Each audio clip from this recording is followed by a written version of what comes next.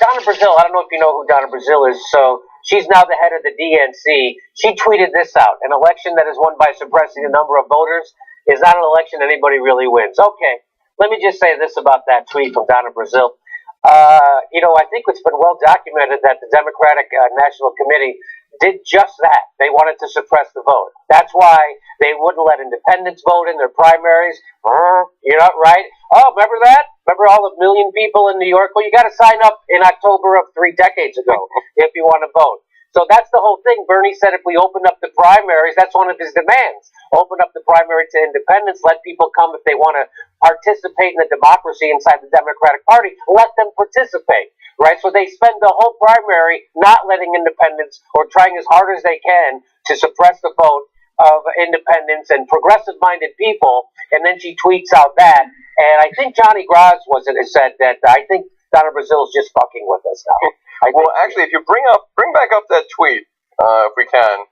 Sorry. It says an election that is won by suppressing the number of voters is not an election that anybody really wins. But if you follow my logic, they suppress the vote. They suppress the vote for the Democrats. They depress the vote for the Democrats against Bernie, and because of that, Debbie Wasserman Schultz lost her job. But Donna Brazile got her job. So somebody did win, and it was Donna Brazile. It was Donna Brazile. So she's the head of the DNC now, Donna Brazile. And it turns out that she gave questions during a town hall to Hillary Clinton while she was working for CNN. And here's one report of it, right? CBS 46. It was 5:25. 35 minutes before the top of the hour. Yeah, that's right. So they're going to have traffic and weather 2 ways. So right there, that's WikiLeaks tweeted that out. Donna Brazile lied when she denied rigging questions. Because we found out from WikiLeaks that she had obtained some of the questions for the debate while in her position at CNN and passed them on to the DNC to let them know. Yeah, but what you don't understand, Malcolm, is that information is null and void because Russia. Well, that's a good argument, but you're not the only one who's made that argument. That's a shitty argument. But here, who would make such a ridiculous argument? Here, let's listen to Jake Tapper. Here's what he had to say about Donna Brazile. Ready? It's very, very troubling. I think this was a follow-up question that Roland Martin was going to ask, theoretically. We wanted to put her in a tough situation. Here, you support the death penalty. Here's somebody who was almost killed because of the death penalty. What's your reaction to him? And we thought that was great. And then to find out that somebody was unethically helping the Clinton campaign, tipping them off, is just very, very upsetting. I have to follow up on that, and that is that somebody works, I would assume, for CNN.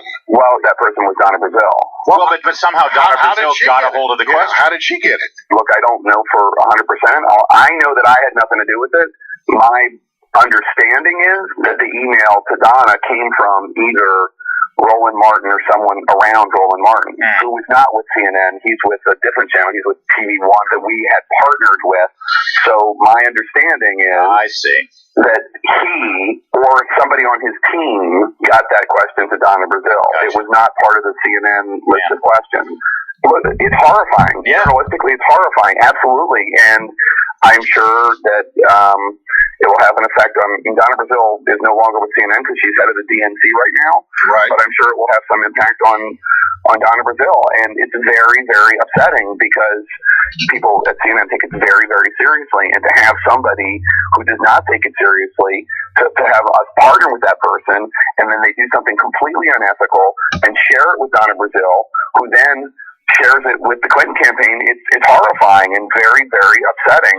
And so there you go. Jake Tapper dropping the hammer on Donnie Brazile there, Donnie Tiny Hands Brazile.